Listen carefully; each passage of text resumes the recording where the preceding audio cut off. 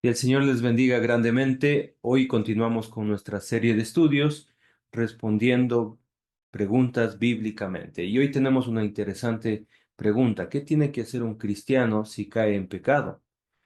Es decir, un cristiano creyó en el Señor Jesucristo, confesó con sus labios que Jesucristo es el Hijo de Dios, se arrepintió, se bautizó para el perdón de pecados.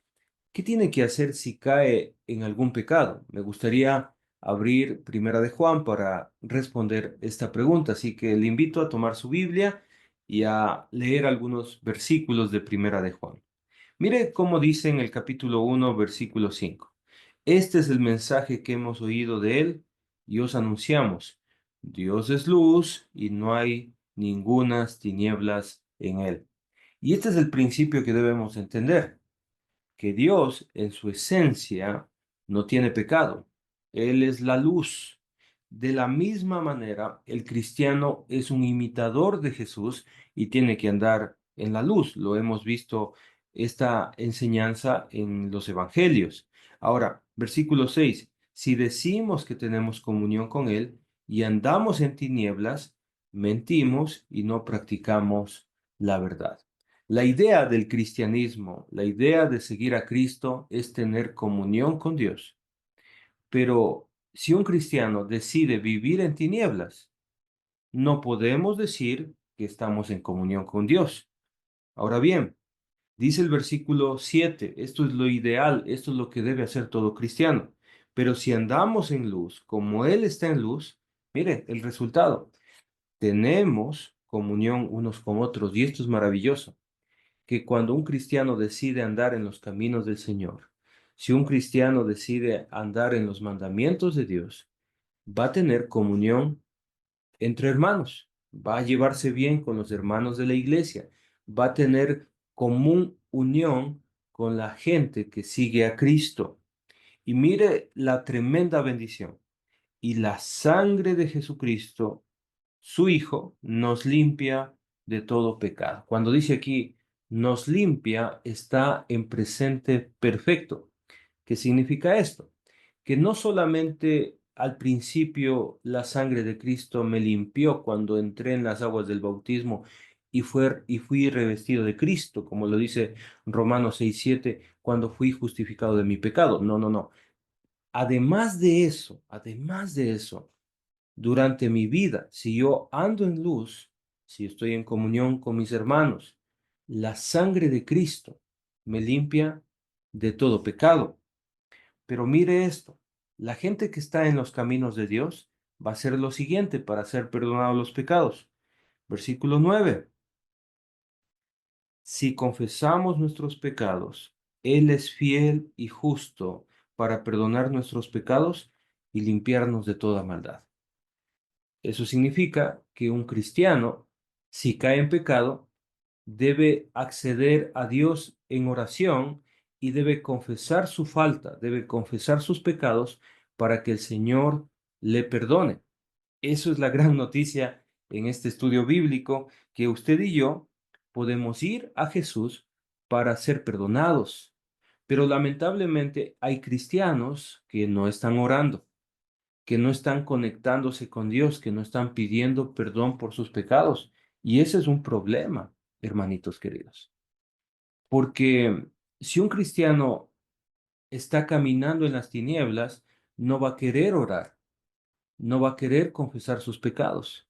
¿Por qué? Porque está viviendo en tinieblas. Eh, Versículo 10, si decimos que no hemos pecado, le hacemos a él mentiroso y su palabra no está en nosotros. Significa, hermano querido, si a usted le interesa la comunión con el Señor, necesariamente tiene que andar en los caminos de Dios. Necesariamente debe confesar sus pecados al Señor, pero viene una pregunta. ¿Por qué, hermano Henry, yo cometo un pecado y me acerco a Dios y le pido perdón, pero ¿sabe qué? Pasan los días, a veces pasa una semana y nuevamente caigo en el mismo pecado? ¿Qué pasa? ¿Por qué sucede esto? Bueno, sucede que usted todavía no se ha arrepentido de los pecados. Yo le invito a que se arrepienta. El arrepentimiento significa dejar de hacer lo malo y aprender a hacer el bien. Eso significa arrepentirse. Hay que arrepentirse de los pecados y confesar al Señor, pero hay que confesarlo con un corazón contrito y pensando, yo ya no quiero volver a ese pecado, porque ese pecado me aleja de Dios. Debo sentir tristeza de haber cometido el pecado. Sí, hermano querido, debemos pensar en esto. Dice el texto en el versículo 9 que el Señor es fiel y justo. ¿Eso qué significa? Que si Él dice que nos va a perdonar, si nos acercamos a Él, si confesamos, lo va a hacer, pero también es justo. ¿Eso qué significa? Que Él va a actuar con cada uno de nosotros con justicia. No podemos engañar a nuestro Señor Jesucristo. La confesión de nuestros pecados en oración no es una licencia para pecar. No puedo decir que cada vez que yo peco, no importa, voy a hacer una oración y Dios me va a perdonar todo. No debe ser esa nuestra actitud, sino que yo debo decidir cambiar de vida. Si ando en los caminos de Dios, si estoy obedeciendo sus mandamientos, cada vez yo voy a santificarme, es decir, voy a apartarme de lo malo, de tal forma de que mi vida va a ser una práctica de los mandamientos de Dios y me va a costar pecar cada vez más. Y voy a decir, no puedo estar pecando, no puedo ser un mentiroso, por ejemplo, si yo sigo a Cristo, no puedo andar con malos pensamientos si sigo a Cristo. Así que yo le invito a que usted, si ha cometido algún pecado, el día de hoy se arrepienta. Se arrepienta y decida no volver a pecar. Esa es la idea de, de confesar nuestros pecados. De hecho, es el propósito de este escrito. Dice el capítulo 2, versículo 1: Hijitos míos, estas cosas os escribo para que no pequéis. Si alguno hubiere pecado, mire, abogado tenemos para con el Padre, Jesucristo el justo. Así que usted tiene un abogado, nuestro Señor Jesucristo. Ahora, pensemos en un ejemplo. Me gustaría tomar un ejemplo de una persona que cometió un pecado. Estamos hablando de Simón el Mago. Esa historia se encuentra en el libro de Hechos, capítulo 8. Este hombre, Simón el Mago, ejercía la magia. Dice el capítulo 8, versículo 12, 8:12. Pero cuando creyeron a Felipe, que anunciaba el evangelio del reino de Dios y el nombre de Jesucristo, se bautizaban hombres y mujeres. Dice el versículo 13, también creyó Simón mismo, y habiéndose bautizado andaba siempre con Felipe, viendo las señales y grandes milagros que se hacían, estaba atónito. Es decir, se convirtió al Señor, se bautizó y estaba con el evangelista Felipe. En aquel tiempo tenían la autoridad algunas personas, luego de ser impuestas las manos de los apóstoles, de hacer milagros sorprendentes. Entonces, este mago estaba sorprendido de lo que hacía Felipe. Más adelante, los apóstoles se enteran que en Samaria llegó la predicación, así que envían a dos de sus apóstoles para que ellos impongan las manos sobre algunos creyentes para que ellos puedan tener los dones espirituales que practicaban en el primer siglo. Este Simón, al ver esto, él no desea hacer milagros, no desea hablar en lenguas, no desea profetizar, él desea tener el poder que tienen los apóstoles para imponer las manos sobre los creyentes. Entonces, él se le ocurre algo de su vieja vida, de sus pensamientos cuando era un pagano, y él decide ofrecerles dinero para que ellos, los apóstoles, le den a él el poder de imponer las manos. Era ambicioso. Entonces este hombre les pide a ellos y mire cómo responde eh, el apóstol Pedro. Dice, versículo 17, entonces les imponían las manos y recibían el Espíritu Santo. Cuando vio Simón que por la imposición de manos de los apóstoles se daba el Espíritu Santo, les ofreció dinero. Y mire lo que dicen. Les dijo, dadme también a mí este poder para que a cualquiera a quien yo impusiese las manos reciba el Espíritu Santo.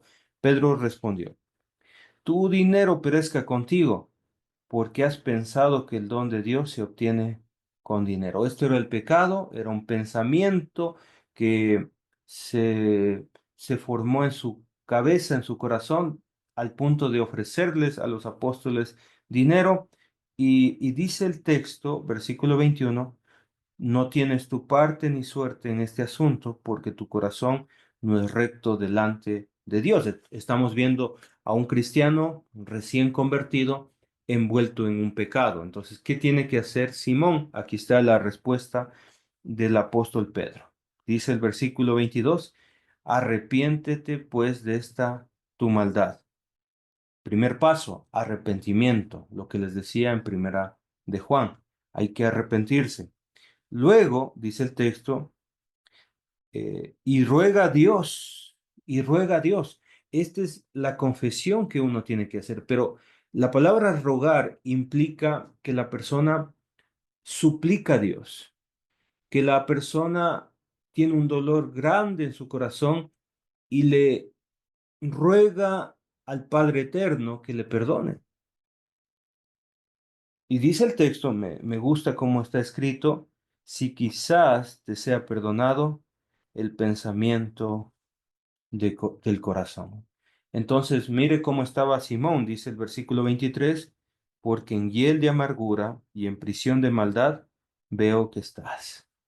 Es decir, una persona cuando está en pecado, cuando cae en pecado, va a estar en esta condición, como Simón, amargura, prisión de maldad, pero hay una esperanza. Un cristiano si peca puede rogar a Dios. Un cristiano que peca puede confesar sus pecados, pero debe arrepentirse. Debe arrepentirse. Hay esperanza para un cristiano que ha caído en pecado. Luego la historia continúa.